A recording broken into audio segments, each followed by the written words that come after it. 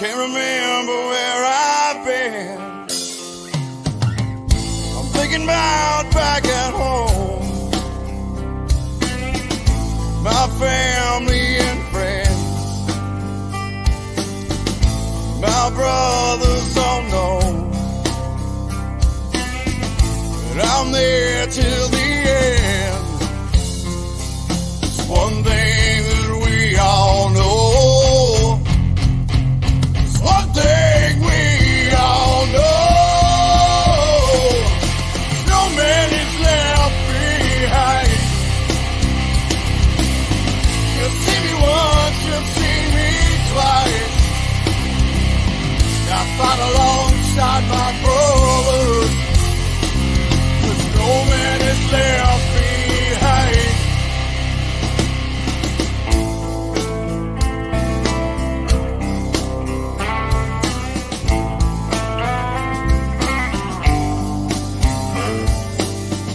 Staring out over empty, see the broken ground. Standing here all alone now. I'm all alone in a crowd. It's one thing that we all know. It's one thing we all know. No man is left behind. You'll see me once, you'll see me twice. I fight alongside my brothers. Cause no man is left behind.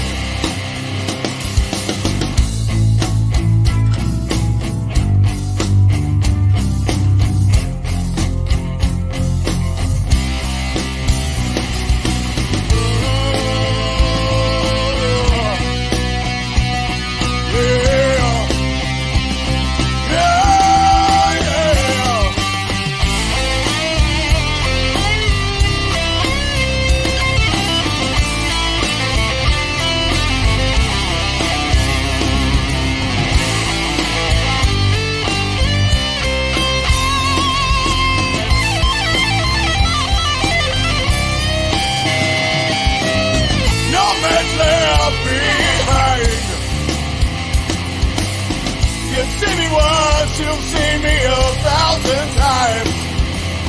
I fight alongside my brothers.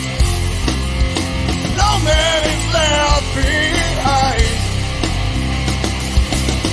No man's left behind.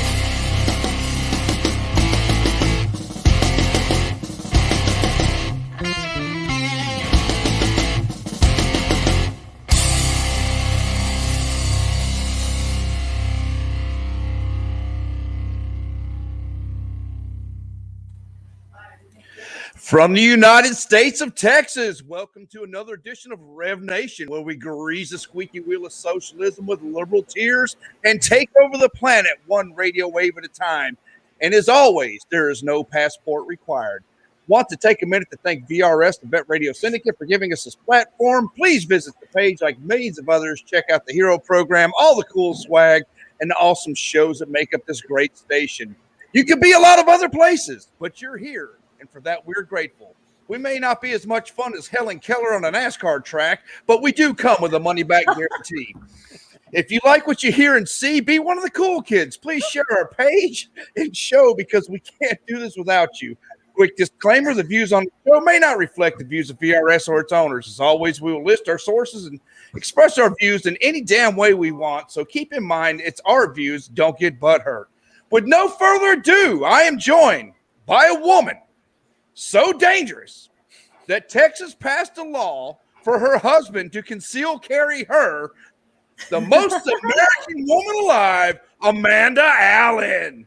And special guest, my twin brother from another mother, Chris Russell of the Daily Brief. Please check out his site, and you can catch his podcast right here on Rev Nation. Shannon is out promoting the re-release single, which you just heard, No Man Left Behind. Please go to Spotify. You'll see the information in the ticker. And our thoughts and prayers are with Jared and his family. He's going through a pretty tough ordeal with his daughter. Jared, we love you, brother. We love your family, and you're in our thoughts and prayers always. There's a GoFundMe link on the page, and we'll put it on the ticker here below in just a little bit. If you can't afford, then please share. How the hell are y'all tonight? Doing good. Doing good. It's been a long week, but I am feeling a ton better. Almost back to my normal self after the surgery. And what exactly is normal, though? That's the thing. I'm not 100% sure what normal would be, but I'm not in pain anymore. Okay. So I guess we'll just put it like that. So is that normal, though? Yes and no. Yes and no. It depends on what you're qualifying as pain. Well, all you had to do was take some Motrin and change your socks. You'd have been good to go. So, anyways, They did. They definitely prescribed Motrin 800s too. I was like, dang, wow. Everything's healed immediately. Just drink a bottle of water, take a knee, change your socks, rub some dirt on it. There you pop go. A couple Motrins, drink a little bit more water. Get up and keep rucking. And you're gotta fine. love the VA. Gotta love it. Chris, how's your week been, brother? It's been just crazy busy. Got a lot going on, but good. I've been checking out your podcast all week. Guys, if you don't listen to Chris Russell, you're wrong. His podcast and his show over at the Daily Brief, if you would tell everybody where they can catch you, but they're phenomenal. They really are. Absolutely. Thank you. I really appreciate that. Yeah, I've been going over the Arizona audit and the election and all of that for this week, and just really delving into that. You guys can go over to www.thedailybrieftdb.com, or you can find me on, obviously, Rev Nation. You can find me on Spotify, Apple Podcasts, wherever. I'm there. if you Google search the Chris Russell Show, it'll probably be the first one that comes up. So, all right, yep, I just did Spotify. Look at there. Apple Podcast. I got it all. I'm fixing to put him on there. I'm falling behind here. There we go. And it's share. I've been going over the election audit, and it's pretty incredible the stuff that the audit team put out there, and so it's just and the way the mainstream media portrays it all is that there was nothing to see, won by a landslide and stuff. But when you get down to the nitty gritty of actually going into what they actually found, what they need to change, and all of that, it's not like the mainstream media paints it at all. Yeah. Mm-hmm. Yeah. I haven't checked in on it in the past week or since we talked to you last. Actually, I haven't looked at it. I've been enthralled in this whole Millie and Australia and you were sick and everything too. I know that you were sick. Yeah, my husband was like, we had a conversation about something evidently, and he swears that we had this conversation. I'm like, no, we did not. We did not talk about this. And he's like, that wasn't Motrin. Like, that was not Motrin. Okay, that one wasn't Motrin. Speaking of the mainstream media, I want to do this just real briefly. It really irritates me, to the nth degree, because you can't even be a service member or veteran anymore without the MSM just ripping you apart. I'm going to play this little tidbit right here. This is from the Trump rally in Perry, Georgia. And we're also honored to be joined by one of the Marines who bravely served in Kabul during the withdrawal and helped evacuate children over the airport and over the airport wall. You saw him. He did a great job. Lance Corporal Hunter Ian Clark. Lance Corporal, come up here. Come up.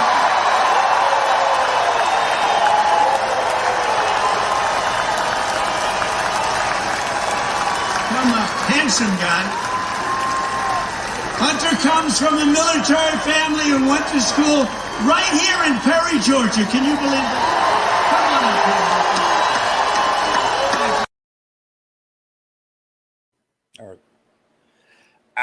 Okay. And we're also honored to be joined. I'm sorry, it buffered out. Basically, he just got up there and said, "Hey, I'm the soldier. I'm sorry, I'm the Marine that was in Kabul and lifted a child over the over the fence. Okay. Now, Yep. the MSM is saying they painted him out yesterday and today to be a liar. Okay. And they're calling for his head. Now, that being said, the DOD also released a statement stating that that's the furthest thing from the truth. What they're doing is they're investigating him because, excuse me, he was at a Trump rally. And if you're in the service and you support Trump, you're obviously an extremist, blah, blah, blah, blah, blah, blah. Now, that picture that was taken, it may not necessarily be of him either, because that happened up and down that gate. So, you know, it did happen. And if that's one of the ones that was on TV or whatever, that's the one. And, the iconic picture, like Nicole holding the baby in that picture. It's kind of like those are the pictures that are going to linger in history, like for real. But is that guy is what they're talking about? Well, it's just saying that one particular video that the MSM, CNN in particular, is the one calling him they just flat out said he's a liar. So they're attacking all. Yeah, you cannot do anything if you're a military or Trump supporter. You are an extremist. I just wanted to say that real quick. I think that's the way that the mainstream media paints it is if they did it when he was in office. If you supported him in any way, shape, or form, you were an extremist, you were a racist, you were a radical, you were all of these things. And you saw that from, you remember that kid that went to the Capitol, and that Indian guy was like throwing stuff in his face, and he had a MAGA hat on. And it turns out that the reason he was being attacked was simply because all those kids were wearing MAGA hats. You know, it had nothing to do with anything else. They weren't provoking anything. This came out in the investigation. This came out in other video that was shown. And this is what the mainstream media does, is simply, if you support a different ideological bent that goes against the liberal left or the Democrats, you are simply a radical. You're crazy. You're nuts. You're a nut job. They don't care. They care if you're a veteran. If you're a radical liberal and you're like, oh, I'm a veteran, they're like, oh, thank you so much. You're awesome. Thank you for your service. If you're a veteran and you're like, listen, I support Trump. So what? You support Trump. Great. That's your ideological bent. That is your political philosophy. If you do that, all of a sudden it's like, oh, this guy's crazy.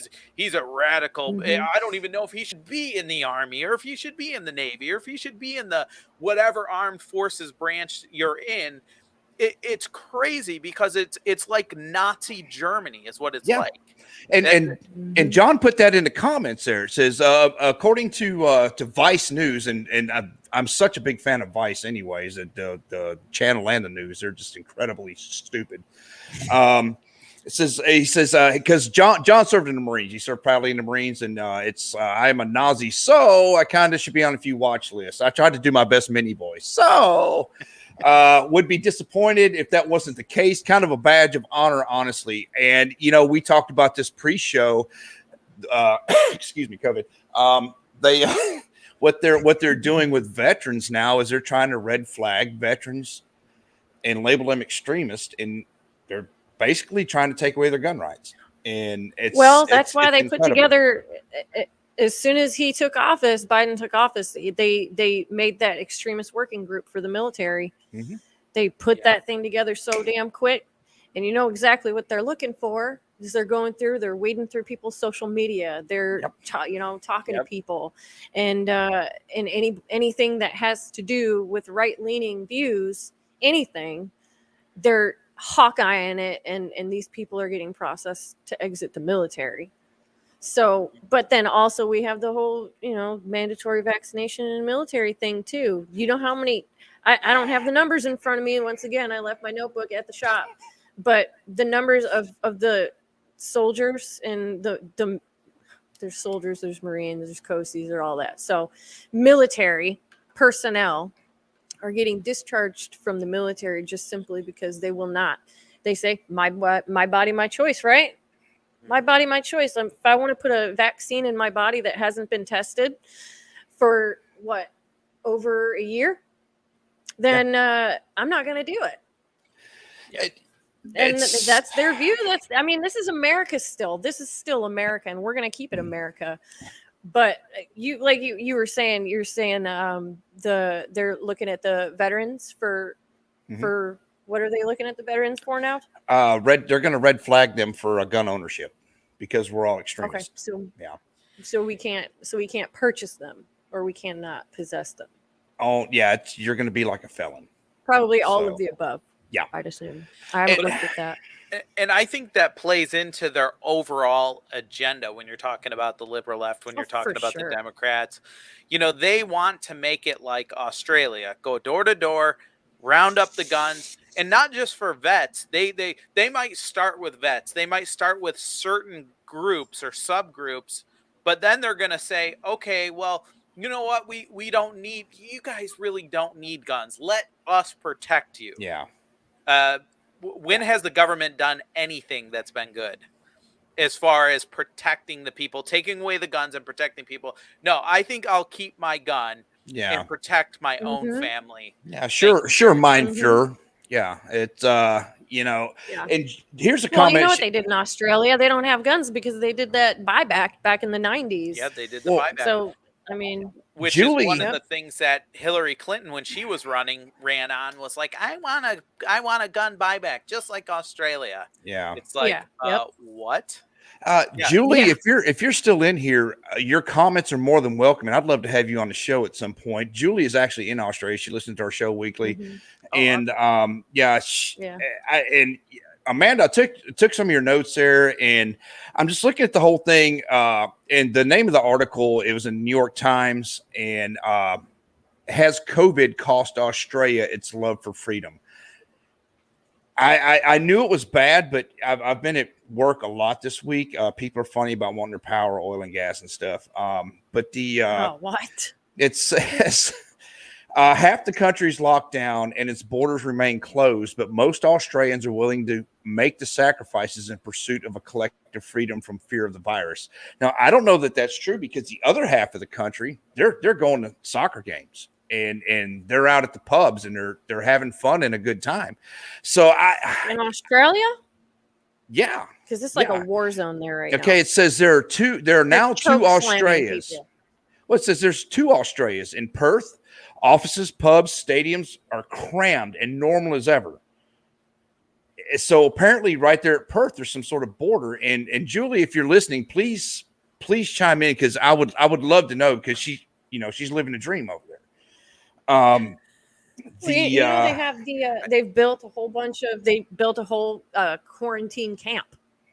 Yeah, they don't want to call it a concentration camp. Blah blah blah. But they're in their 14th week of lockdowns. And you got to figure in Australia, but they're bringing people into this quarantine camp. Yeah, in Australia, they also the health minister just not too long ago said the whole New World Order comments and all of that, stirring a lot of controversy with that. If you, and I'm sure you guys have heard it, but it was something that was kind of like, and they're talking about the mandates and the vaccines when the health minister was talking about it. And it was kind of one of those things that just made me cringe, was like, ooh, man, you could see where all this stuff might be moving into some new world order. And then here you go and say this. They're saying it all over. Well, yeah, they're saying it everywhere. Whatever douchebag guy that is, Canada, Justin Trudeau. Yeah, Trudeau. Yeah, he's been blackface guy. Yeah, Adolf Trudeau. He's talking about New World Order. We heard Pelosi saying New World Order. We got Russia. We got China. We got all of them saying New World Order. Yeah. And with with the health minister of Australia, which is Dr. Cary Grant, who she's the chief medical officer. And when she was asked specifically about reopening, and she says, when is that going to happen? When can we reopen? And she responds with this comment and says, we'll be looking to basically see what that looks like in the new world order Yep. for opening our businesses and for you getting back to Yes. normal. To me, all these politicians that use this, the Nancy Pelosi or this health minister in Australia or anywhere else, that's a scary thing to me. That's a very scary thing when they start talking about new world orders. Well, that's funny that you bring that up because we just happen to have a little clip. Yeah, here we go. Accidentally said the quiet part out loud. What we've all been thinking, hear it straight from the horses, hear it straight from the speaker's mouth. Keep government open. We have to do those imminently, more imminently even, to address the full Obama agenda of building back better. I used to say, where's your Steven Tyler scarf? If I could make an arrangement where I had a stand-in, a front man or front woman, and they had an earpiece in, and I was just in my basement in my sweats, looking through the stuff, and then I could sort of deliver the lines, but somebody else was doing all the talking and ceremony. I'd be fine with that. Now, look, I don't think you need to. There you go. Straight from the horses. Yeah. Really running the show. I not freaking love them. But the whole, okay. I think that she's on her way down with Biden. I think they're kind of almost on the same cognitive ability spectrum. You're right overlooking now. the Steven Tyler scarf comment, though. That's freaking hilarious. No, Anyways. I cried. I cried. I love them. I love Dave Landau and Crowder, and I love them. The government from Australia, and they're really they're good on their sources, like really good on their sources too. So I like to look at those a lot. I'm trying to get better, but the with the sources thing, Amanda scolds me every week. But Australia's government put out a statement, and it was in a news press or news conference, whatever. And again, this comes from the New York Times. They said epidemics are a test of society's commitment to the greater good. And if any country has failed, it's the United States, not Austria. Wow. Yeah. Wow. Yeah. So I don't know. Australia is in a place where I think their freedoms seem to just be eroding away even further than ours. I don't know that lady that you were talking about, Julie. She might be able to shed some insight on that I don't even have, or we don't have, but it seems like they've got a lot going on over there as far as losing their freedoms and just not in a good place. They sure very do. Scary place. They sure do. Well, they've split their country in half, for God's sakes. Yeah, and that's happening here as it's happening before our very eyes. Yeah, but with that, people are screaming. Go ahead. Yeah, go ahead. Absolutely. I was going to say with that clip of Nancy Pelosi. You know, when I saw that, when I originally saw that before, one thing that struck me is like, did she slip and have a moment of clarity there of who's really in charge? Because the Obama, the agenda, it's like, is he really the one running the show? Because we know Biden's not running the show. I mean, cognitively, he is not there. He cannot wipe his own. And it's obvious. Yeah, it's obvious. They got the White House doctors calling for a cognitive test. Yeah, the prior White House doctors, the White House doctor for Trump, the White House regularly. It's like, do they think you're not there? Of course they do. You're not there. Yeah, it's God, Julie, if you're there, I would love to bring her on. Julie's been a long time listener, and the time difference and stuff like that. I think she catches our show mostly on after it's been put out after the live show. Yeah. So, but yeah, Julie's a good gal. Yep. She's a good gal, and let's see. I saw Gavin Newsom mandated vaccines for school children. Yes, yes. That's something else that happened today. Terrell is pterodactyl. He's I believe he's coming back to the VRS family, and look forward to having him back. Yeah? Yep, I believe so. And he's I think he's pretty much a world traveler right now. I'm not sure. But anyways, but yeah, this Gavin Newsom thing, and we could get into the whole election deal. My God, it's I think we all Well, they knew already how. fired all the teachers. Well, we knew how it was going to turn out. They already with, fired all the Larry teachers in New York. Elders and yeah. And what state is it? Is it New York getting rid of the nurses tonight at midnight? There's a lot of I thought states. it was they got rid of them yesterday. Was it yesterday? Okay. Yeah, I'm not sure. Well, New York, I think, was yesterday, but Not sure on the time frame, but I know there's a lot of states that are getting, if you haven't had the jab or this or that, you're in big trouble. And the deadline, is either coming up or has already passed for certain places. Yeah. I know here in Michigan, $75,000 fine for. Ew, you said Michigan. Yeah, I know. Are they doing the $75,000 fine for businesses that aren't enforcing the vaccine mandate? Was that Michigan? I'm not sure. Or no, off it the may top have of been my New head, York to or be honest with California. you. But I know there's I did a want lot to of mention something about California. Yeah. I'm not sure off the top of my head. I know there's a lot, like a lot of the bigger hospitals here, like the Beaumont and all of those. What was it? It was Tuesday. I think it was My son Tuesday. was born at Beaumont. What's that? Your son was born there? Really? Which one? Oh, my son was born in Beaumont. Yep. Oh. I lived right there. William Beaumont in Royal Oak. Royal Oak, yeah. Yep. Yeah, it was on Tuesday was the last day for all of the Beaumont workers to get vaccinated, or every single one loses their job. This is just it was incredible to me to see, and it's like I just don't understand how people can put up with the loss of your freedom. Like it's nothing against or for the jab. Now I have my personal opinions, but it's nothing for or against. Yeah. It's for the freedom to choose what you want. Yep. That is what makes me mad. Is the loss of freedom here. Yeah, get it if you want to get it. If not, don't. I mean, follow the science. Talk to your doctors. Exactly. Talk to the doctors about it.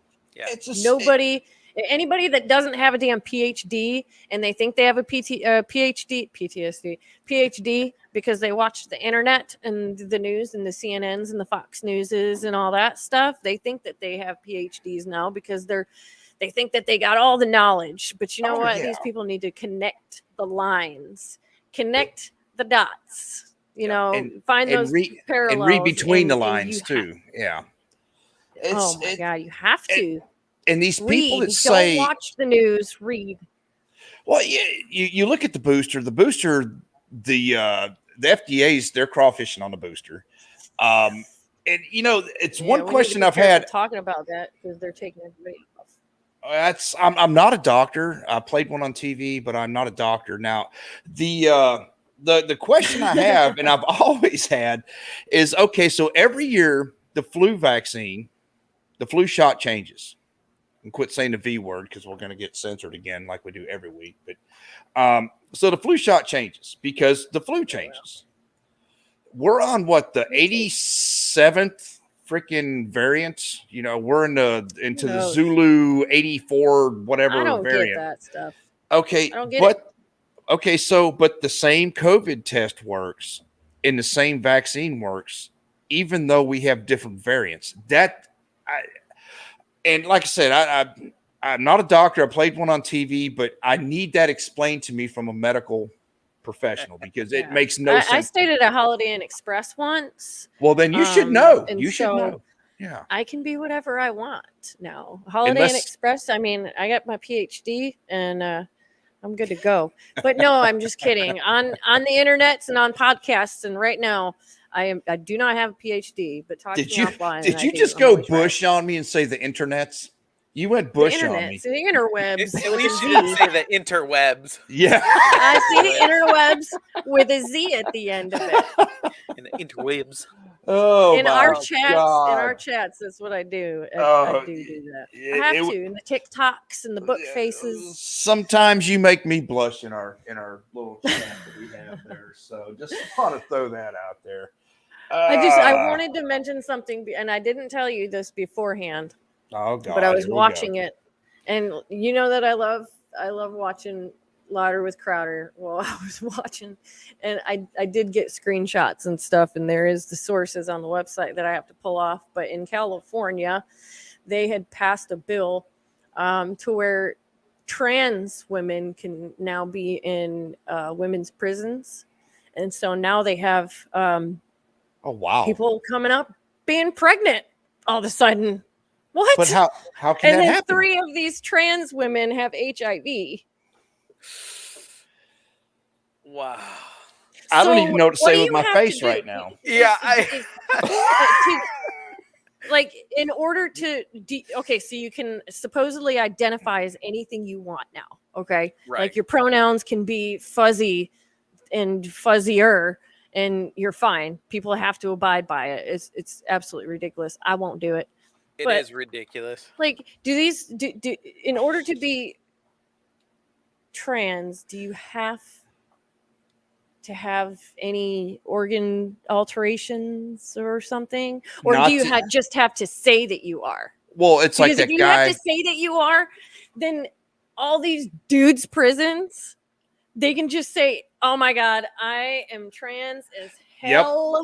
Yep. Been trans, and I'm super duper not attracted to dudes at all, and I just need to be a woman." And so they'll just send them to a women's prison. What are they? They're gonna have a like prison baby system now or something? Like, I could believe, and it's legit. Like, the bill is SB like 3 something. I don't remember what it is, but yep. So they got women prisoners coming up pregnant somehow.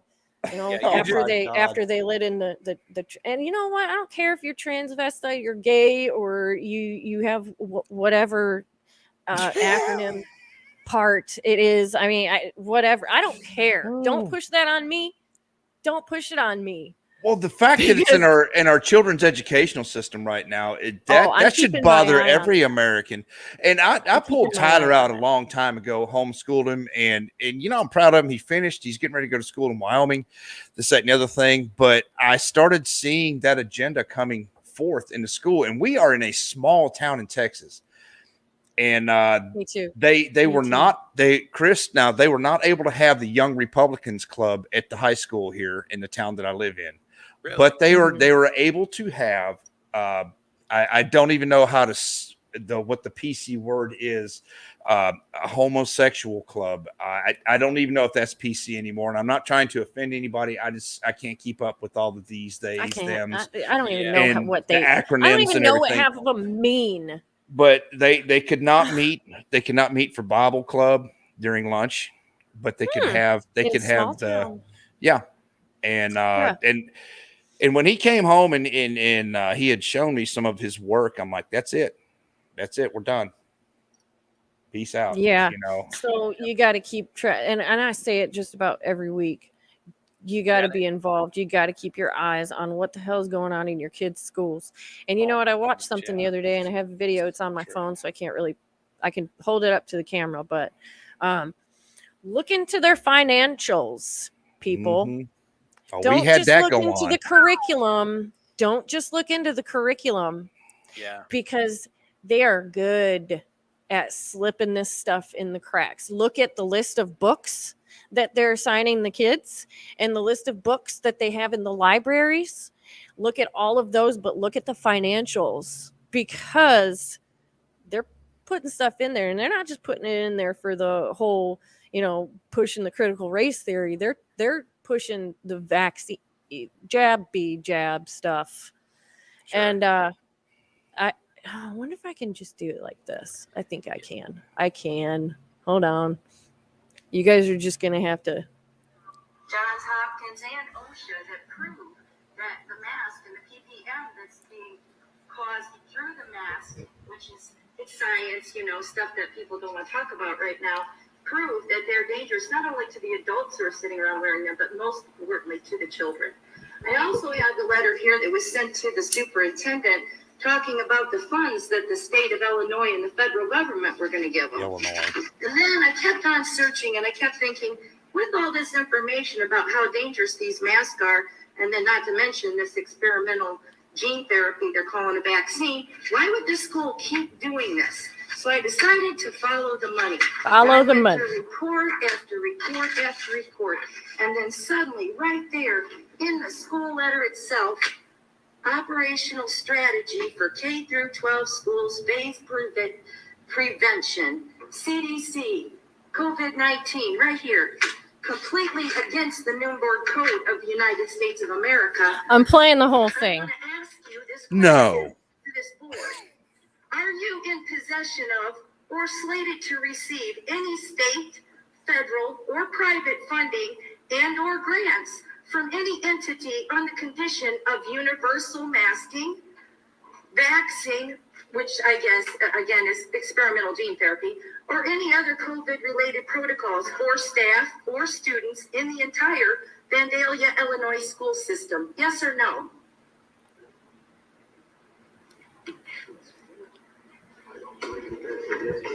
He says, I don't believe that's a yes or no answer. Are you receiving any funds under those conditions, or aren't you? Or are you slated to receive them if you don't have them now? We will receive our general student aid as we comply with the rules of the Illinois State Board of Education. Which right here says universal masking, universal vaccine coming. Right here, this is the rules you're following, and I have the letters to show it. I'd also like to inform you that I am aware that the state of Illinois received $5,988,054 for their COVID-related. Right here. Boom.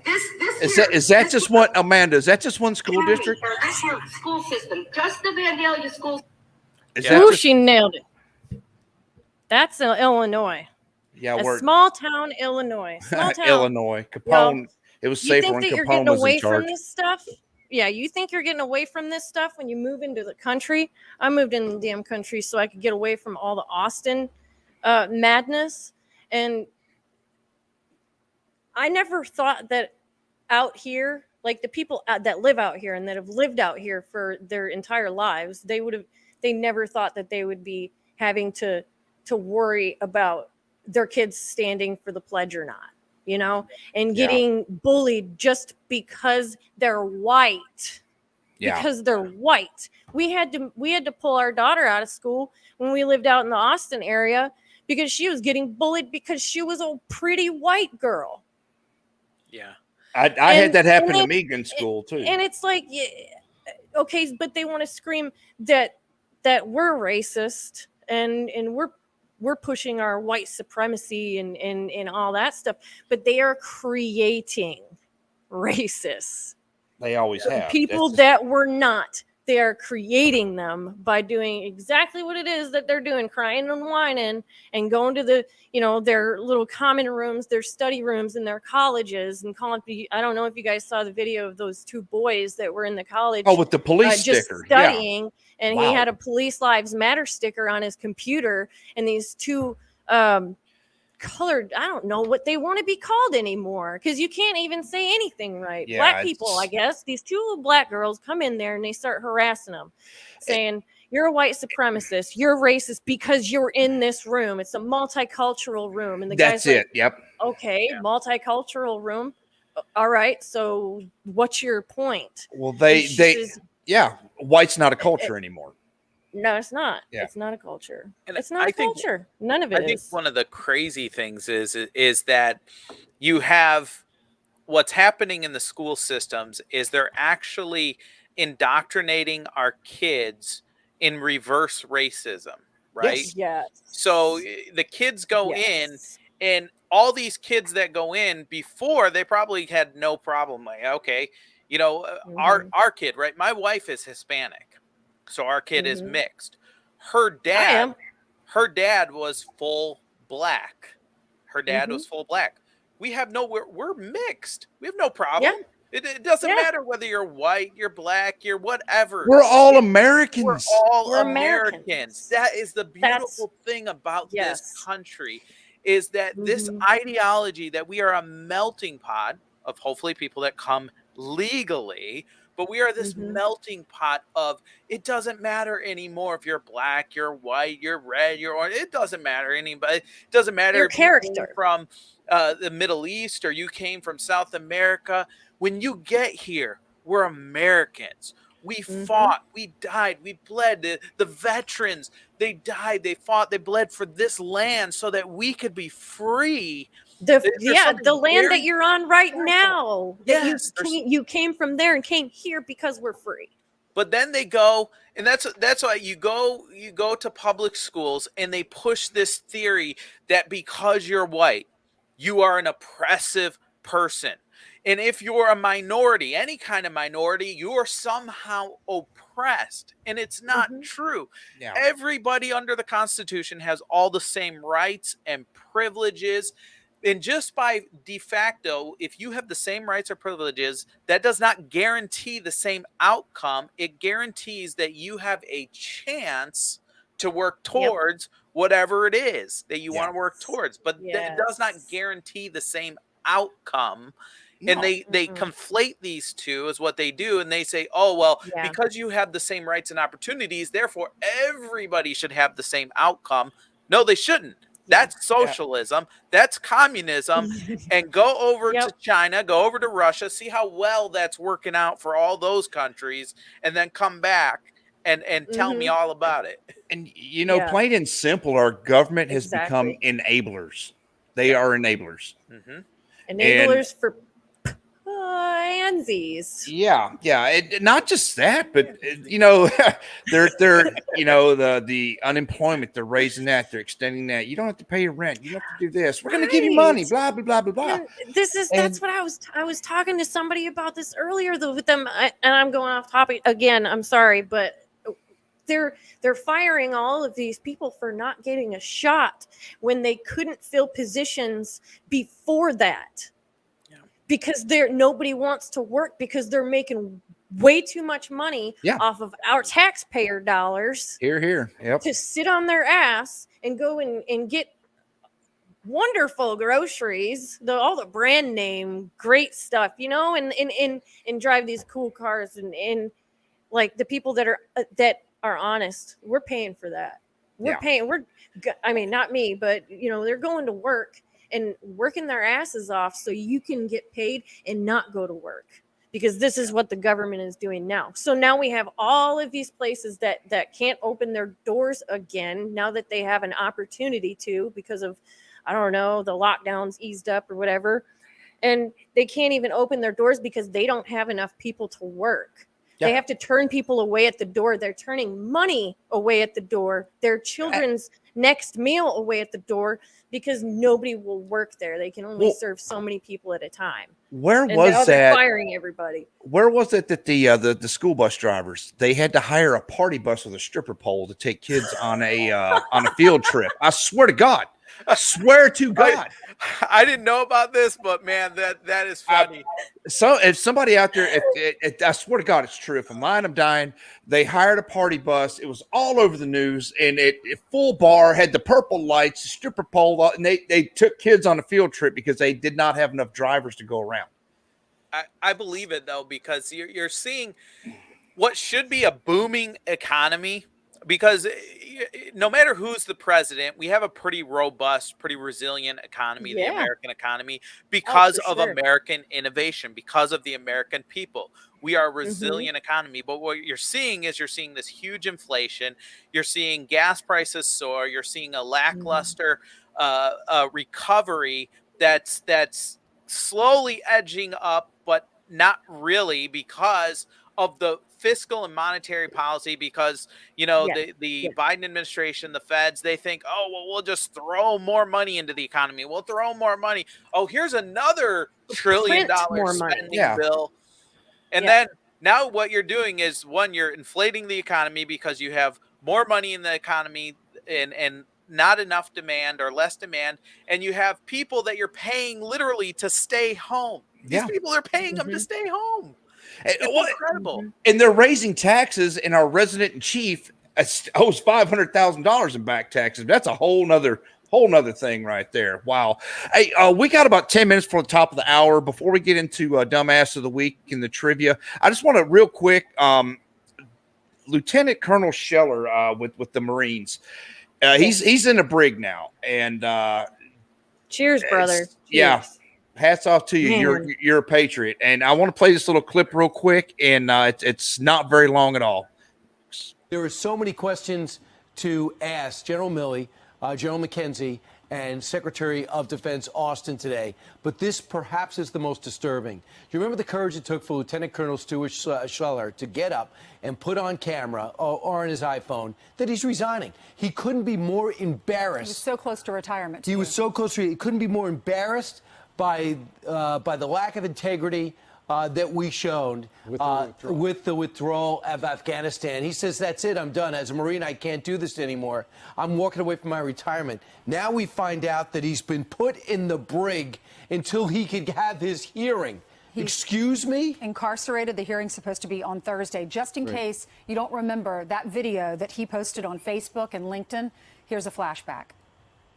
And I'm not saying we've got to be in Afghanistan forever, but I am saying, did any of you throw your rank on the table and say, hey, it's a bad idea to evacuate Bagram Airfield, the strategic air base, before we evacuate everyone? I have been fighting for 17 years. I am willing to throw it all away to say to my senior leaders, I demand accountability. Right, and that is his point. After he... Okay, and that's the whole thing is there is no accountability for anybody anymore. The only person in that whole entire situation that lost their job and is in jail is him for demanding accountability. And you know what happened in that hearing? They said that they screwed up hard. All of them did. And you know what? General McKenzie, I have respect for. I have respect for General McKenzie because he's the only one that sat there and took responsibility for his part of it, for his failures in it. He took responsibility. But then also you see a true leader in somebody that will take responsibility for the screw ups of the people that are lower than him. Because that's what leaders do, right? Well, but this man, you know, he's not even charged with anything yet. You know that, right? Yeah. No charges. And they can still throw. I'm not familiar with you know, the protocol of how all that works, but they can still throw him in the brig for just speaking out. They did issue a gag order. Now he did violate the gag order, and he said that he was going to. He says, "I'm about to do this." Okay. And if they take me, they take me. They're probably going to. And he was ready for them. He come and get me. Basically, is what it boiled down to. He knew he knew what was going to happen. Yeah, and they're treating him well. He's got high spirits, and you know they're. How long can they keep him in the brig? Indefinitely. You CMJ, it's a whole different ball game than civilian law. So they can do basically whatever they want. I mean, look at the political prisoners there in Washington D.C. You know, from the insurrection. So you know, they're still not charged. They're still in. No, they're still not charged, and their families still can't visit them. And the one with cancer. Yes, they would not. I'm not going to. There's a lot of. I don't know all the facts on it, but I'm pretty sure one did pass away, and I believe it was a cancer patient. So, I just want to play that clip and talk about him. It's all over the news. Everybody knows everything about it. It's accountability. Nobody, and it's at a personal level all the way up to the federal level. It goes hand in hand with what y'all were saying about, okay, we're going to get our government check. We're going to get our government cheese. There's no accountability. You're not made to go out and work and be better for yourself. You're dependent on the government, which is exactly what they want. Yeah. Well, what is the key part of being a leader that we have all learned? Accountability, integrity. Yeah. Watch your privates at all times. Accountability. That's one of the, like, you always have to have accountability of your stuff and your troops and troop planning and accountability. He wants accountability. Hey, did you look into this? Did you answer these questions that I'm giving to you right now? Did you? If you did, cool. If not, then hey, let's look at this. What needs to be in after action report, an AAR, which I don't think that's what they call them anymore in the Army. I don't know. It's I've been out military.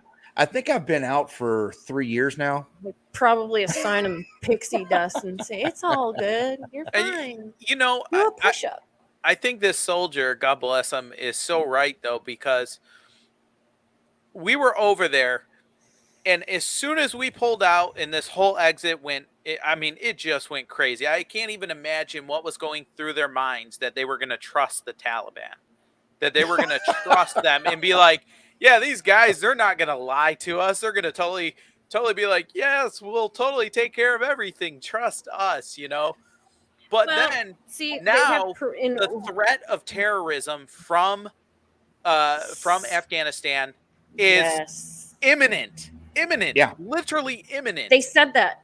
Yeah, they said that in the hearing too. It's literally imminent. And after the break, I do want to get into the hearing because there's a lot, and Amanda's going to be our authority on that because she has been glued to the TV. And Chris, I know you've been into it too. I have not. I've actually been out getting my government cheese all week. So, anyways, we're right at the top of the hour. Amanda wants to do dumbass of the week. I'm going to go ahead and find his picture. But before we do that, we're going to do trivia. And I think tonight, guys, you've got 30 seconds to answer this. I don't care how you get it. 20, Google. 20 seconds. I already made the timer. Leave me alone. Okay. Okay, fine. But tonight, I want to give away a T-shirt and a koozie. And it's just, it's not a hard question. But here we go. I don't know the answer this time. No. Tonight's trivia. Which European country technically shares a border with Brazil because of one of its overseas departments? One more time. Which European country technically shares a border with Brazil because of one of its overseas departments?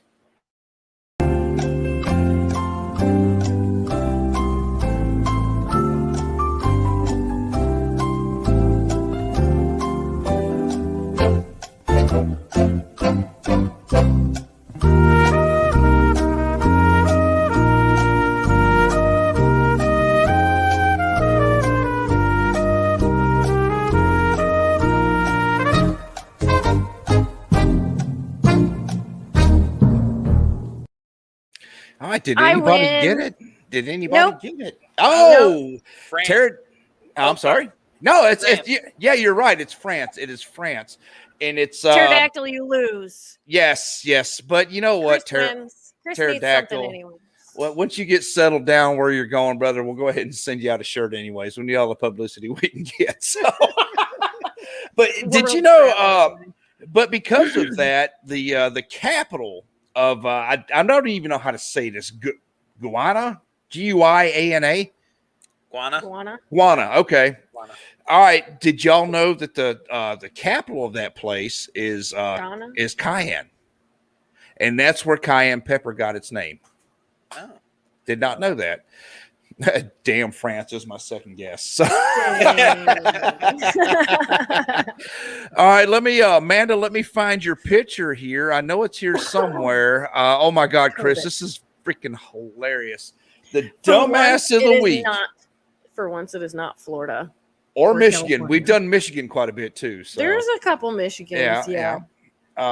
There's quite a few in Michigan. So this week we got somebody from Missouri. So we got a Missouri man. Huh? That's Missouri the number man selling a catalytic converter online forgets to hide his meth. So James Kurtz, 38, was taken into custody in Reed Spring on Wednesday after posting a photo of the catalytic converter on Facebook Marketplace. His bag of meth and drug paraphernalia were clearly visible on the coffee table behind the exhaust emission device. Nice. I'm glad they specified that just for all those other people he was trying to get rid of. So Stone County Sheriff Doug Rader said someone tipped him off to the drug stash soon after he posted the ad on Facebook. They said apparently he must have been under the influence because in the background of his picture he posted, he left a large bag of meth and a syringe on the coffee table. Idiot. Well, this is what they got.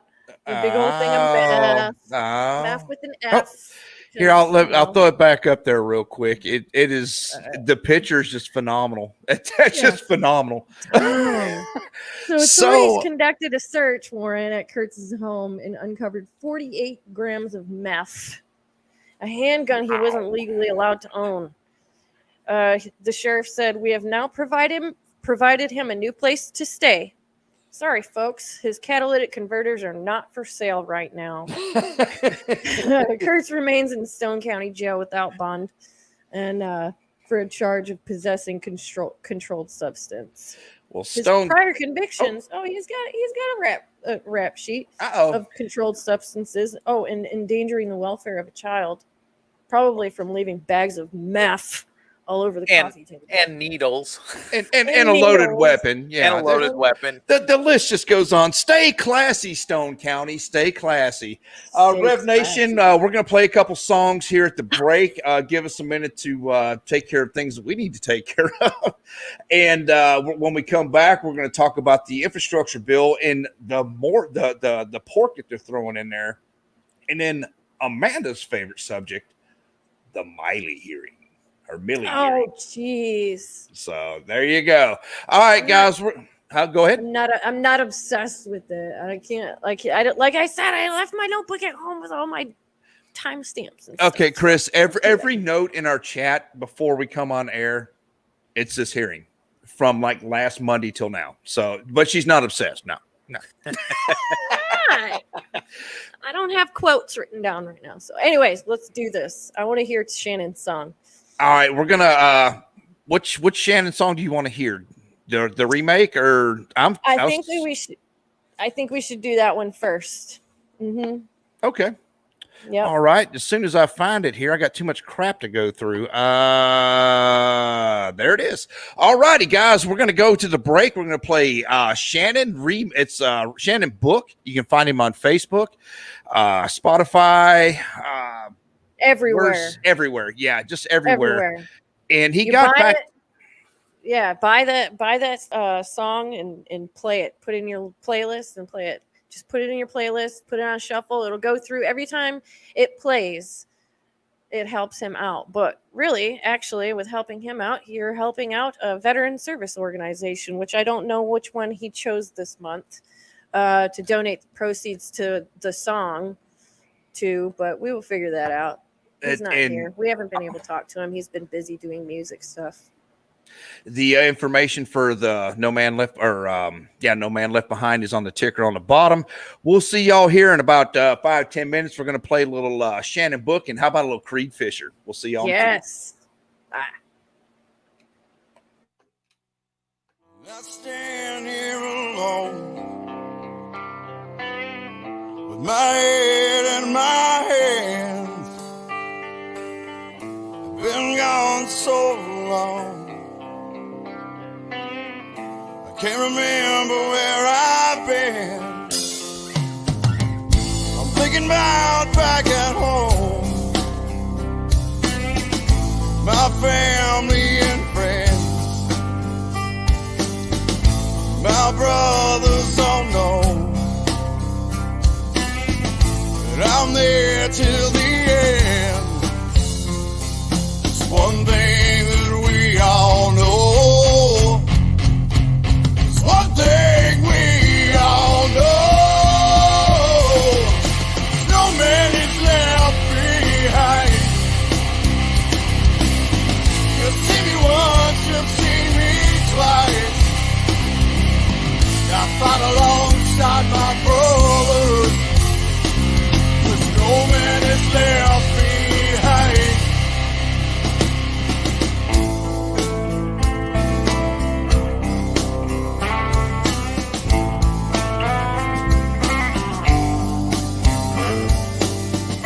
Staring out over empty, see the broken ground. Standing here all alone now. I'm all alone in a crowd.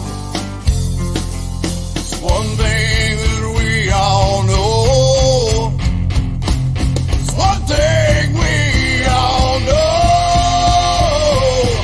There's no man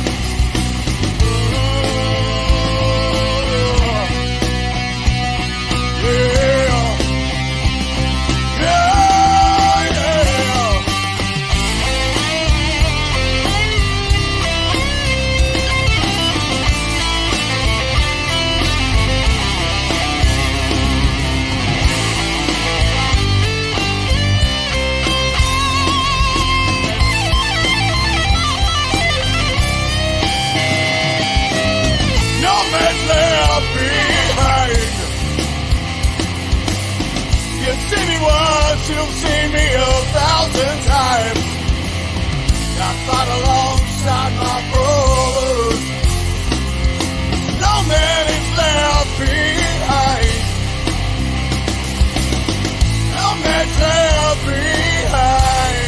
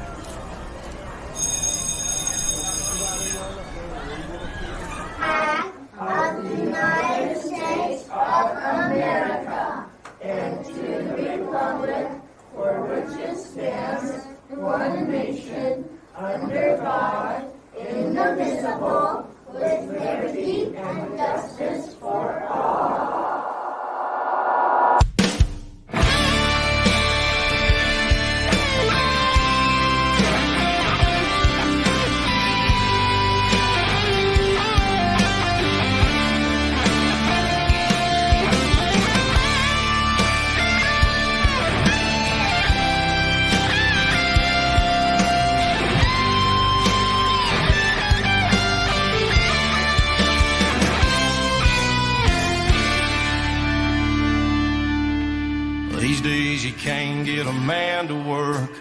People getting married and they still flirt. Don't pledge allegiance to our flag like we used to do. Good men are willing to give their lives while politicians take away our rights, saying they know best what's good for you. These days dads are always gone. Mama's still here, but she's on her phone. Grandma's raising the kids, and the devil is too. If you ask me, this whole world is gone to hell. I speak the truth, but these days the truth won't sell. I bleed red, white, and blue in my ways you just can't change.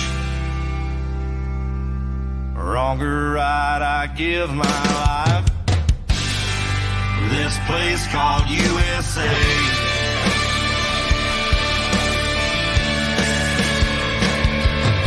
There's no other place that I'd rather live. Love my wife and teach my kids about the land of the free and the home of the brave. I'm sick and tired of people putting it down. If you don't like it here, get the heck out of town. Go and find somewhere you love, it's fine with me. 'Cause we don't need people riding the fence. You're either riding with us or you're riding with them. Make up your mind which side you stand. If you ask me, this whole world is gone to hell. I speak the truth, but these days the truth won't sell. I bleed red, white, and blue in my ways you just can't change. Wrong or right, I give my life for this place called USA.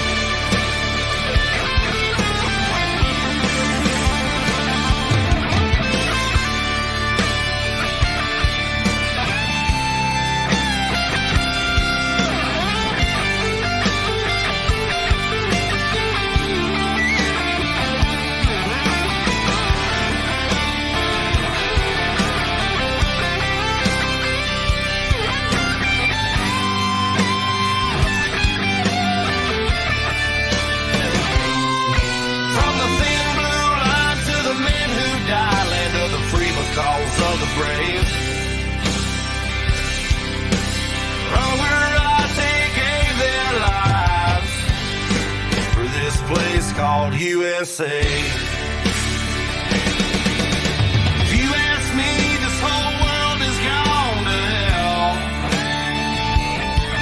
I speak the truth, but these days the truth won't sell.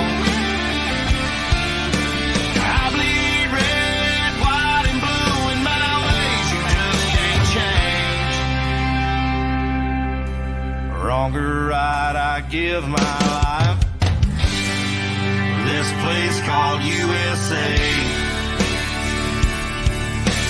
Wrong or right, I give my life. This place called USA.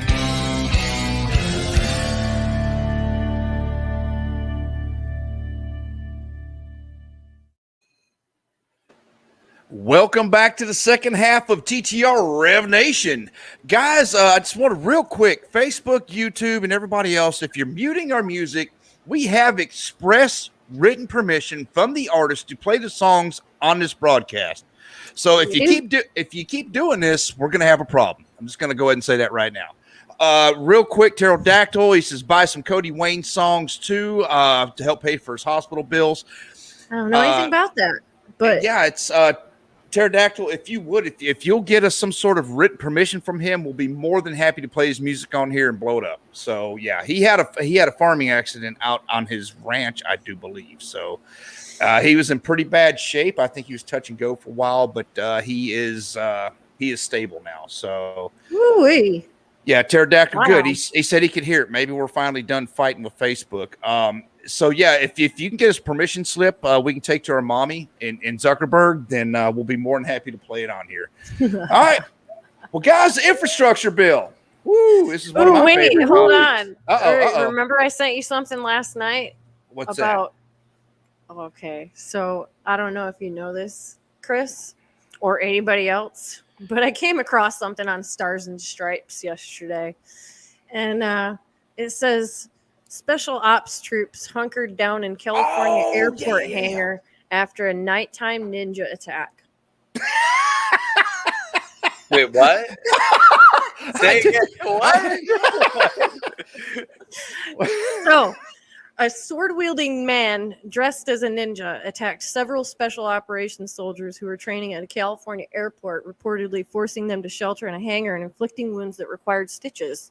The bizarre assault took place at Inyakern Airport, an airfield in the Mojave Desert about 100 miles north of LA, sometimes after 1 a.m. on September 18th, according to blah, blah, blah on Instagram and Reddit and this and that. So now we know where Shannon and Jared are at. I know, right? The Ridgecrest police have confirmed some of the details in a document that's been posted on social media saying that there's two soldiers, a captain and a staff sergeant, supposedly, that needed stitches from this sword-wielding ninja that attacked our special operations. California. So the staff sergeant was sitting outside the admin building, and he was smoking a cigarette, and he was approached by an unknown person wearing full ninja garb. Yeah, it's the ninja said, "Do you know who I am?" He asked. He asked the soldier, "Do you know who I am?" And the soldier replied, "No." So the ninja guy says, "Do you know where my family is?" And he again said no. And then the person in the ninja garb began to slash at the soldier, striking his phone and his knee in the leg. And then so the staff sergeant took off running in the parking lot to escape, and they called 911. And the ninja was kicking and punching doors and windows before leaving he grabbed a large block of asphalt and heaved it through the window of the admin building that struck the captain. Now, is the block of asphalt considered a ninja weapon? You know, that's kind of what I was wondering. Is that like the standard thing now? Did they change now? From the star to the large chunk of asphalt. Yeah, I mean, is this like an upgrade, a downgrade? Like, is it, the ninjas are hard to keep up with. They really are. That's what I'm saying. And I think, and when they say on here that they were hunkered down in a hangar, I think they were just laughing their asses off and drinking whiskey and smoking cigars and thinking, man, all right, well, we're just gonna let PD handle this weird shit. Well, okay, just put yourself. You got freaking some Bruce Lee thinking dude coming in there up against a bunch of operators. Are you kidding me? Yeah, they hunkered down Yeah, they would have beat his Sure. ass with a Jack Daniels bottle and put their cigarette on his forehead. No, he ran off to the parking lot so he could go tell the guys that this dumbass private's running around in his ninja suit, aka Long Johns. So that's not what happened, but that's what we call our Long Johns, our ninja suits, because they were black. They're tan now, and we called them our ninja suits. We'd run around like idiots, when we're bored or morale, and they're probably we got them. Probably drinking, jumped out the second story window. Not that I've ever done that in Garstadt, Germany, but probably one of them. It was probably one of them. Oh God, with the other ones. But I thought that was hilarious. That is hilarious, and yeah, I need to laugh because everything else is so sad. Oh wow, nice when you can have those moments. Yes. Wow. Sword wielding ninja with a block of asphalt. That is going after operators. Yeah, that's that is definitely newsworthy. Stars and Stripes. Yeah, this came from Stars and Stripes. So there's more to the story. It says indicates that the soldiers were with 2nd Battalion, 160th, with Fort Irwin. Is that what it says? Stay classy, California. I don't know. There's an ad now. There's now an ad stuck in the middle of the screen, so I can't read anything else. God. But, moral of the story, ninjas do not belong in the same vicinity as operators. They were just letting this guy off easy. I promise you. Unless they're part of the secret squirrel ninja operators. Yeah. Top secret stuff there. Hey, the $1 trillion infrastructure bill, it keeps dwindling down. Yeah. And the thing that I love about it is the Democrats, especially what's his name? Manchin. Whatever his fruity name is. I don't know. He at least he's got some sense to him. And he's bringing other people with him. And, we could go through the whole list here of why it's being delayed and this, that, and the other thing. And people, it's probably like it's a $1 trillion bill and there's probably 1 trillion pages in this bill. Oh, yeah. The pork that's being put in it, it's like we talked earlier about the red flag laws for veterans. They're trying, everybody's extremist if you're a veteran, blah, blah, blah, blah, blah. What I think, how they put this thing together? I think they were like, all right, Democrats and liberals and socialists and all of you that don't like the bad orange-haired man people. I think they were like, all right, call to action, y'all. Write up the most ridiculous stuff. I'm really struggling, okay? I'm trying to censor my language right now. I'm really trying to censor my language for you, Chris. But I'm really trying, and I just like it gave me a mental block. I'm lost now. What was I saying? Come to the light. I told you. Come to the light. Just come. But the pork that they're putting in there, and Chris, if you would elaborate on this, because it's mind-boggling. The amount of I'm just going to say crap, anti-American crap that's going in there. I remember what I was going to say now. I remember. So they called action. They're like, Democrats and all you idiots, fellow stupid people, write the most ridiculous stuff that fits your personal agenda. Make sure that it has defunding the police, and make sure that it has everything that has to do with critical race theory and being indoctrinated in our kids. Everything that you can think of, and send it to us, and we're just going to put it in a big old pile of papers and push it out. Yep. Hey, real quick, your boyfriend, I hope Bud doesn't know, your boyfriend said to tell you goodnight. James. Minnie's little boy. Oh, his baby? Yeah. Oh, he's cute. James. He's cute as Little a button. Jimmy Jim. Thank God he doesn't look like his daddy. Holy Lord, have mercy. But and God love Michelle. So, anyways, go ahead, Chris. Well, I think the thing is with this infrastructure bill, which really shouldn't even be called an infrastructure bill, because you literally have over 50%. You actually have 60, 62, 63% of this bill, which is actually nothing to do with infrastructure, but they're classifying it as infrastructure because of climate stuff. Because of the climate stuff, and then you have other non-infrastructure stuff. So when you break down the bill, you have about 22% on non-transportation, but it's considered infrastructure. Then you have about 12%, 12.3 or somewhere, that's other transportation, and you only have actually 4% that you could actually classify that the American people would say, okay, this is infrastructure. We're talking about airports, we're talking about highways, we're talking about things that actually pertain to the infrastructure. Only 4%, and don't quote me. I'm not. It might be like 4.5 or something like, but 4% that actually has to do with infrastructure. Yeah. And then the rest of this is stuff that's been pork barreled in that has to do with climate change, climate agenda, corporate welfare, all of this different stuff, which Tax is a the huge rich. Free tax the internet. rich. Absolutely, Free- which is a it's- huge wish list for the liberal agenda. And they've just pushed this stuff in here. And what it's going to do is it's going to change the landscape of everything over the years. You're talking with the tax credits for the basically the Green Deal here, this that they want to push and stuff, these green energy tax credits. You're talking oil pipelines. All of this stuff is going to be radically changed over the next several years.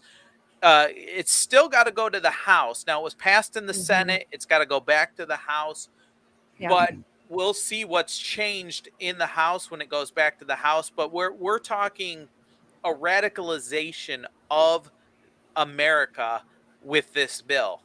And people, they should be scared, is what they should be, because you're talking about, mass transit. So you're talking about things like Amtrak. You're talking about housing. You're talking about broadband internet. Why is the federal government getting into broadband internet? You're talking about local water supplies. You're talking about energy tax credits. You're talking about climate change and the huge portion for the climate agenda. You're talking over $800 billion just on that alone. Just on that alone. It's really, you're talking about things that have nothing to do with transportation, Medicaid coverage. You're talking about childcare workforce, all of these things which have nothing to do. They're just simply social and welfare programs that were pork barreled in. They have nothing to do with building our roads. They have nothing to do with infrastructure, but yet they've pushed this agenda in here. And here's the other thing that I want people to realize. This is a huge power grab for the federal government, where they're actually putting their hands in all of these cookie jars that now they have a say in, that they have monetary and fiscal policy in, schools, electrical grids, that they're pushing their agenda on. And you said because there's over $211 billion that are going towards schools and all of this stuff, federal funding for schools. That's extra funding where they're going to mark my words, they're going to be pushing this liberal left agenda inside the schools. You said earlier, you said follow the money. Well, follow the money. If it's coming from Uncle Sam, they've got an agenda behind it. They've got a curriculum behind it. They've got stipulations that they're going to push on these local schools that take this money, that say, well, wait a minute, we want you to do this. Now. And the financials are they're supposed to be transparent with their financials. I mean, if you attend your school board meetings, they go over it by the dollar. Well, at least out here they do. I don't know if any other ones, but I attend the school board meetings here virtually because of kid scheduling and work and shop and bud stuff. Stuff. Life. So and I really don't like to people. It's not a COVID thing. It's just like a people thing. my kids asked me not to. Okay, So my kids asked me not to be present, physically present, because they know who I am. And if I heard some bull smack, I would definitely say, hey, guess what? That's bullshit. There you go. I had to say it. I had to get it out. Sorry. But I mean, you have to. But I mean, I understand that there's, there's proper etiquette for these meetings and stuff, and the virtual thing. It's like you can't even see their faces. You can't hear what anybody is saying, and anywhere else they've got hot mics, and it's just it's a huge goat rodeo that they have going at the PTA school board, but. Yeah, it's mark my words. I will be at the next one. I couldn't make this one because I was, had just surgeryed had up. surgery, Yeah, and it probably was definitely not the best idea for me to go. Well, look at a good friend of the show, Dan Ball. He was almost arrested. Dan. He was almost arrested for speaking his mind about the mask and the mandates and the this and the that. And also the educational value of what they're teaching. They they had a cop. Yeah, they had a cop there, and they were getting ready to throw him in handcuffs. Wow. Yeah, and he wasn't getting rowdy. He was, he was just being. He's passionate. He's just being Dan. And everybody in there knows Dan because he's a news guy. So they all knew he was passionate. He knew exactly what he was talking about too. He threw them statistics. He threw them, oh, well, if you're going to do this, then why would you allow this? And putting them on the spot to the point where like they were obviously uncomfortable to the point where they needed security. And I believe they got up and walked out on him. Is that what they did? Yeah, pretty sure. Because everybody in the crowd, Chris, they kept giving him Dan their time, to speak, and so he just kept on and on and on, and I'm pretty sure they walked out, and they eventually came back. Pterodactyl, I believe it was yesterday, and this is what they want. That the education secretary said that parents shouldn't be like the main primary stakeholder for the kids' education. That's what they want. They want you as a parent to not be involved in your child's education, your child's life. Yeah, so that they can indoctrinate. Yeah. Yeah, and this goes along with the left's plan where it's not the American people, it's not the parents, it's the government for everything. It's this underlying radical ideology that this administration believes that even when you're talking about, say, this jobs plan or this infrastructure plan, it's this radical ideology that they believe that innovation or economic growth or prosperity stems not from the private sector, the American people, the businesses. They believe it comes first and foremost from government. Yes. Or in the infrastructure bill case, from government spending, from this infusion of government spending into the economy, rather than these, and the only the elites or the government experts, they're the ones that can make the wise or worthwhile plans or investments into the economy or into your kids' lives. But that's totally not true, and we see the results of that. We see the results of people in public schools and these types of things where it doesn't work out too well if the parents are not involved. They have to be the key people that are training, that are teaching, that are pouring into their kids. It's not the government. It's not big tech. It's not the school systems. It's the parents. It's the nitty gritty of the parents that need to be involved. And it's the same on the fiscal and the monetary policies. It's the private sector. It's the American innovation. It's the businesses. We've seen that with Obama when he's like, you didn't build that, we built it. No, the government didn't build it. The American people, their ingenuity, their thoughtfulness, their intuitiveness, that is what built this country and will continue to build it. And the moment we get away from that and get into this radical ideology where it's the government is going to take care of all your problems, the government is going to build it, and here's the other thing too. With the passage of this, and you know, it's going to go to the House, and it'll probably be passed in the House because the Democrats have the House. Yeah. With the infusion of this trillions of dollars into the economy, I've said this, and I've literally said it since last year, since they started talking about this. The only way that they're going to get their pound of flesh, and the way that they're going to get the pound of flesh is they're going to tax the hell out of the American people. Yep. You and your kids will be paying for this for generations to come. Mark my words. We will see corporate taxes, we will see business taxes, we will see anybody that has a business or anything. Well, they need to pay their fair share now.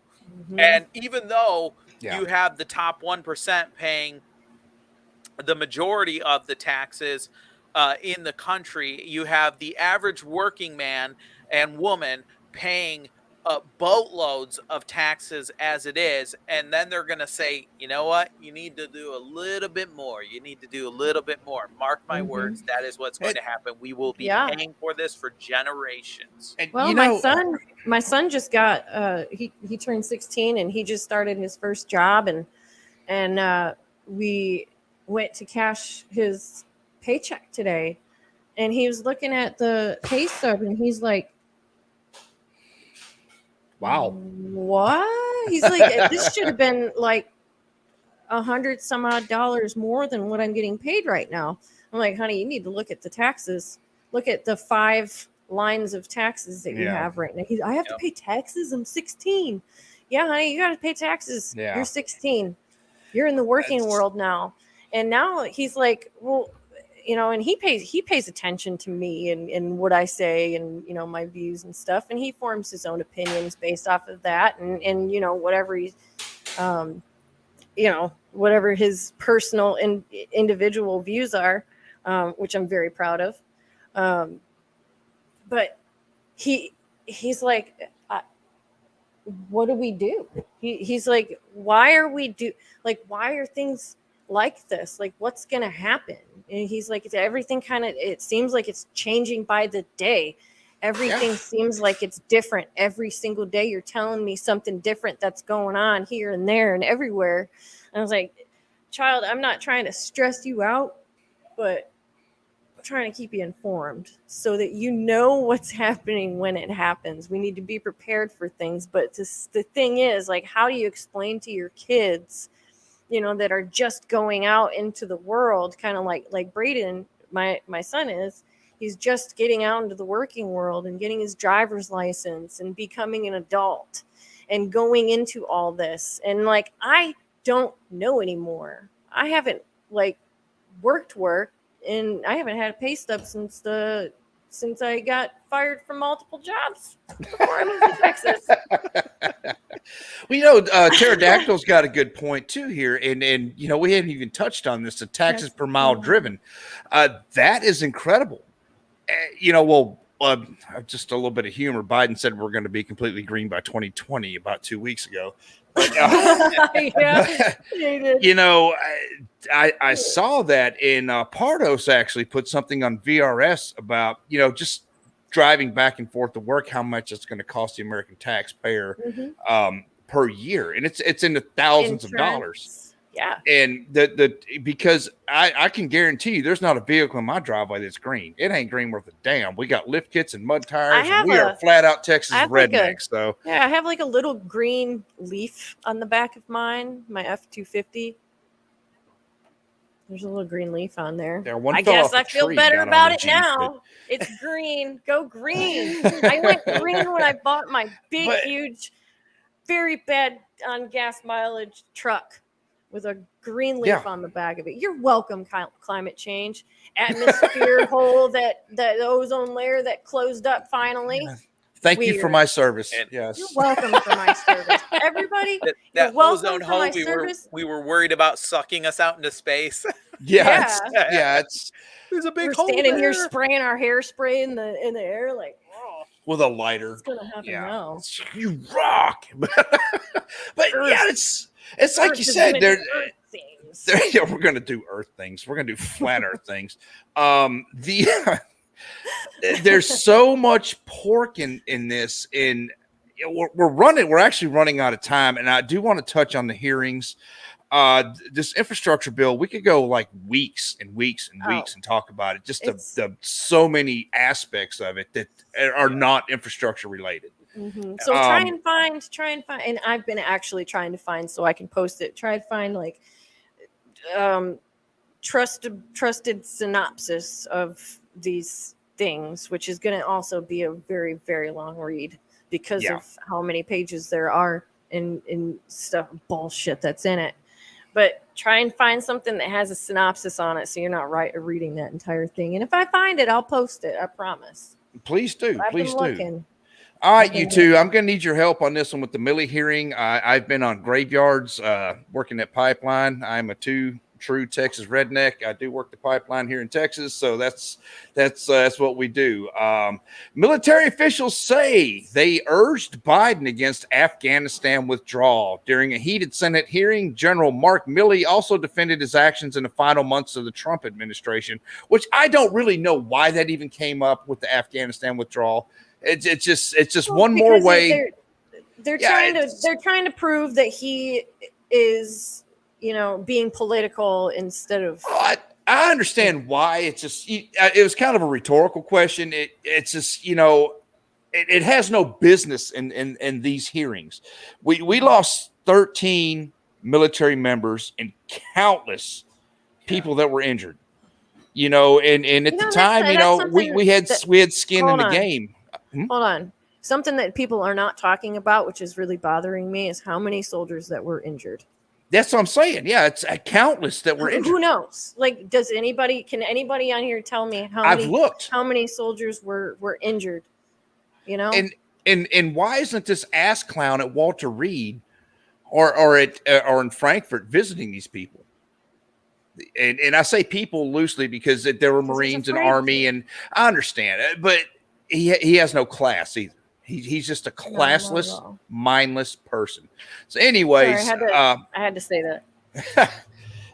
It's just so these hearings. I'd like to hear y'all's opinion on this because a lot of it was focused on Trump, and I don't think enough. Again, there's that A word, accountability. Yeah, not a whole lot of it was really. But I mean, all right. So everybody just keep in mind what your president Biden said, that nobody advised him. Yeah. Nobody advised him, he said. That nobody advised him.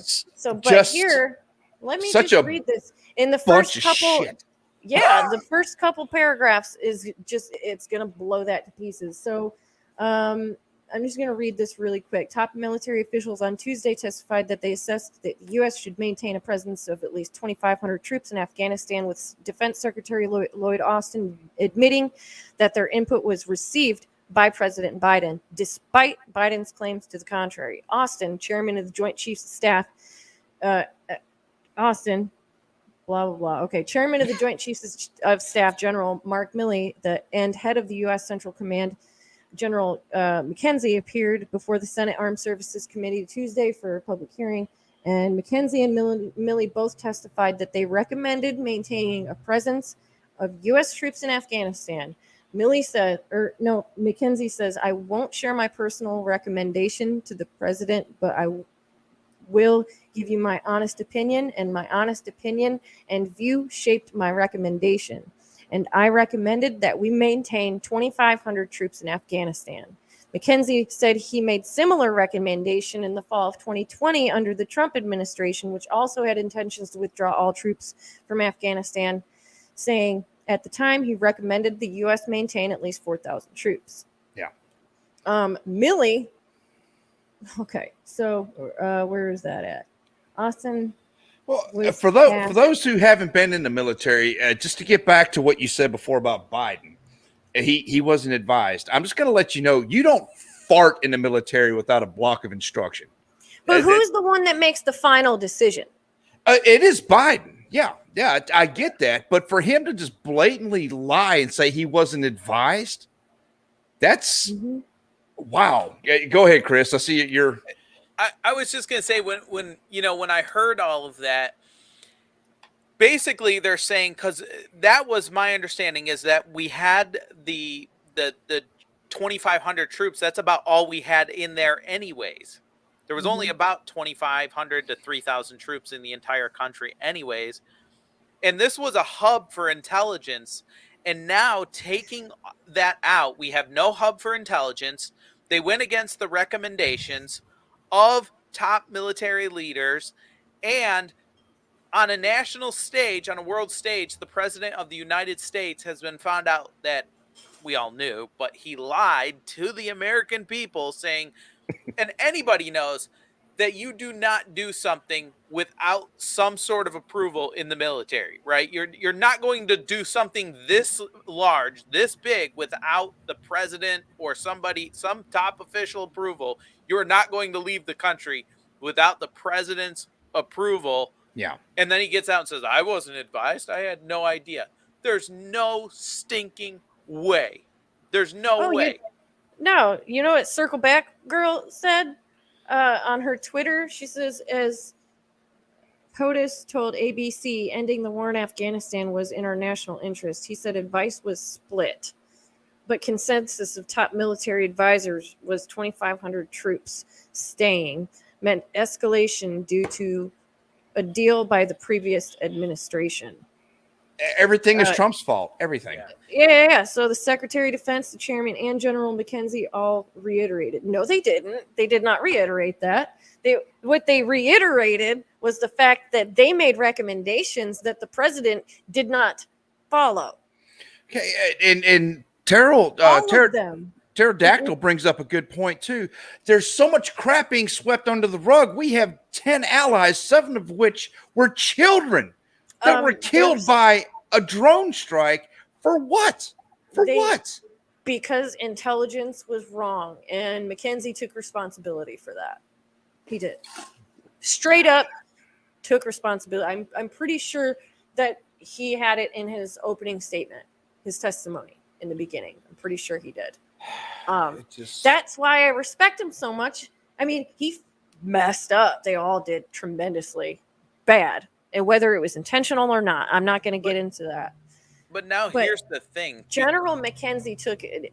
He had integrity. He had integrity in that hearing, and I respect him for that. He took responsibility for things, and he acknowledged the fact that they messed up, and he took his part of it. They all said that they're not going to resign over this. Yeah. But who knows? Sorry, Chris. Go ahead. I just thinking about the drone strike, and now here's the thing. Because of our lack of presence in that region, in that area, we're going to have very spotty intelligence. Yeah. Okay. I mean, at best. At best. It's going to be a black hole of intelligence in that area simply because we left. And if they think that any intelligence they get from the Taliban or anything like that, oh yeah, we'll give you some intelligence, is going to be accurate, timely, or even the truth, they are so far out there. Yeah. I don't even know what to say anymore, because this puts us at risk, because this is an entire country that now we have zero. This is going to be a staging ground for terrorist training. They've already said that. That Pakistan came right out and said that, Chris. Absolutely. Yeah. Absolutely.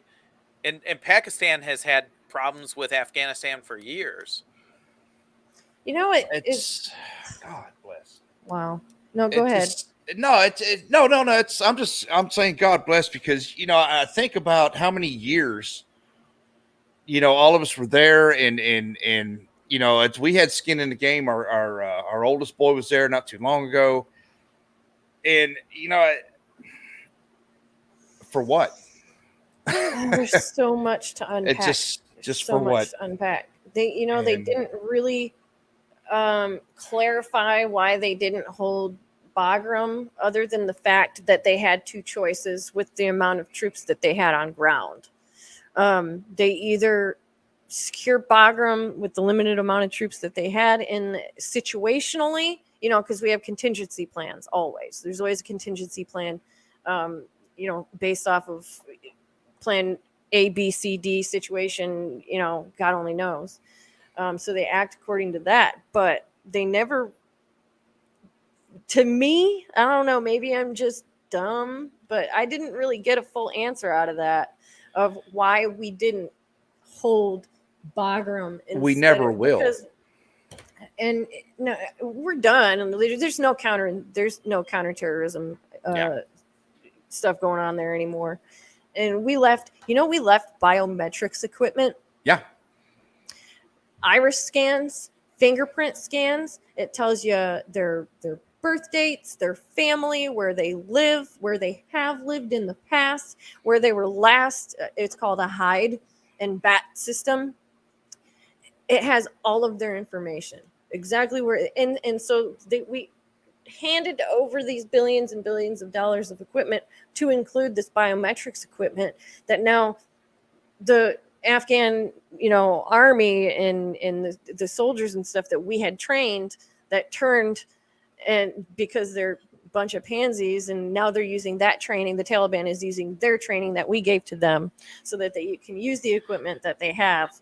So now they're using it to go and find the people that worked with us, killing their families. They're killing their families first. Well, the Bo Bergdahl installed government from the Biden administration. I said it. Okay, so what the announcement came on today, right before we came on air, the Taliban government said that either they can serve the Taliban, or that's it. They're done. They're going to hunt them down, and they're done. Period. That came on right before we came on air. They also they're touting this whole. This is the biggest evacuation, successful evacuation operations in history. Like, it's a good thing. Like, why did you have to do that? Why did you have to evacuate that many people at once in this limited amount of time? Why is that something that you're proud of? Because it shouldn't have been like that. No. When does the military leave before the citizens? When? Well, when have they? That's another thing too.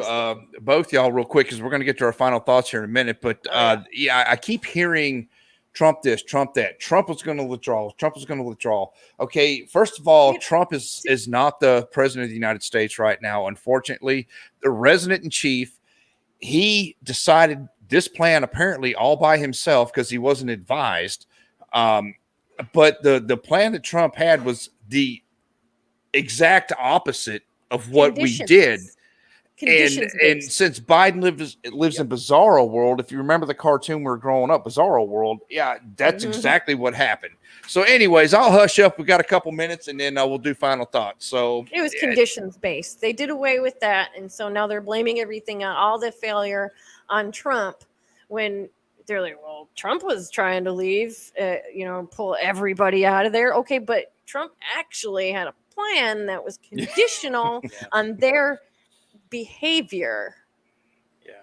Because if you lay a finger on one of his troops' head, he was gonna freaking press a button, not the button. Well, it just point proven. Guys, go and have some fun really quick. The point proven, he shoved a Moab right up their ass, and you didn't hear boo at him for years. So there you go. Go ahead, Chris. No, I was just going to say, he not only did he have a plan, but he wanted to leave a residual presence in the country. It wasn't a full on, we're just going to abandon everybody, run to the airport, and then fly out of here and leave all these people behind and be like, oh crap, they're still Americans. They're still allies, and all these people that helped us all stuck there, and we just going to trust the Taliban. You would not have seen that from Trump.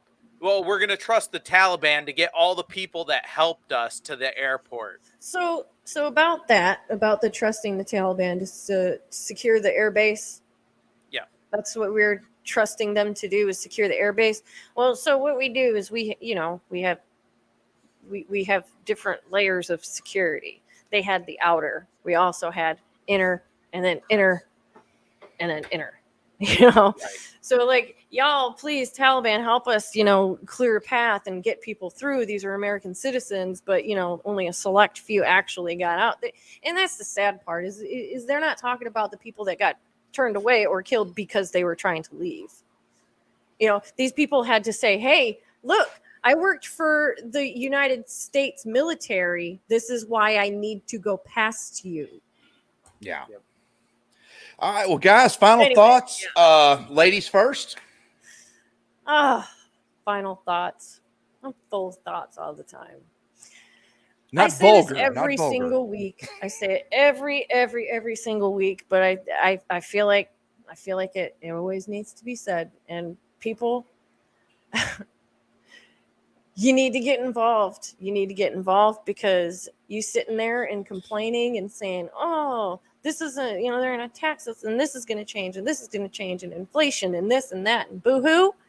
All your boo-hooing isn't doing anything unless you're getting out there and actually doing something about it. Get involved with your local government. Track, you know, follow it. If you're not going to join in, follow it. Know what they're doing. Give them phone calls. Give them emails. You know, pay a little visit. Say, I want to talk to my congressman, you know, like my senators. I want to talk to somebody. Hey, this is my feelings on this. I'm a veteran, or I'm a family member of a veteran, or I'm an American citizen.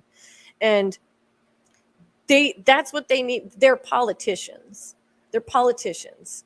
They see that as a politician. You are the peons. They don't actually live the world that you live in. Yeah. So they're making decisions based off of, you know, this bill and that bill and what's going on now and what they're trying to pass and this and that. They're not looking at you guys personally. You need to make it clear what it is that you're standing up for, what it is that you want and need as Americans, and get involved. Also, if you got kids, like I always say, you need to know what the hell is going on in your kid's school, because if your kid isn't, you know, your kid is going to come home and you're going to say, oh, did you learn anything in school? They're going to say, nah, it was boring. You got homework? Nah. You know, and it's the typical what all the kids say when they come home. You know, sit down with your kids, ask them questions. Don't straight up say, hey, you got critical race theory stuff going on there? Ask them if they're standing for the Pledge of Allegiance. Yeah. That'll answer some questions for you. If they're not standing for the Pledge of Allegiance, then I would be putting my eyes on that school. And I would be putting my eyes on that school immediately, like yesterday. It always starts at ground level, and that's where it starts. At the ground level. And you know, shit rolls downhill. Yeah. And your kids are the ones that they're trying to make their future socialist agenda out of. And it's disgusting. So like we showed the video, follow the money, look at their curriculums, look at the list of books. You can do it really easy.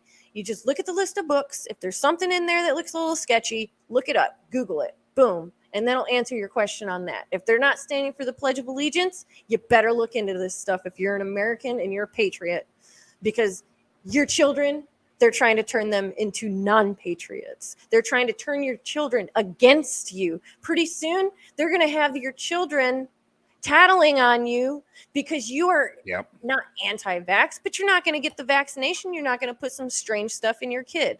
They're having the kids tattle on their parents. The government is now parenting your kids. Yep. Wake up. Fact. Get woke. Get woke. Get woke. Yeah. I like Chris, final thoughts, brother. I'd have to say, yeah, it starts at the ground level. So all I could say is go out, get an American flag, teach your kids to say the Pledge of Allegiance every morning, get in front of that flag, get some patriotism into your family, into your household, a love for this nation, a love for the flag, so that when they go to school, what they've done at home resonates with them, and they can see and be able to tell the lies and say, listen, I love this country. This is not the America that I see that you're teaching me in the school. I stand for the American flag. I salute for the Pledge of Allegiance, for the national anthem. Make it a daily routine, a daily part of your life and your kids' lives, because that's what's going to resonate with them. And that's what's going to stick with them when they go to school.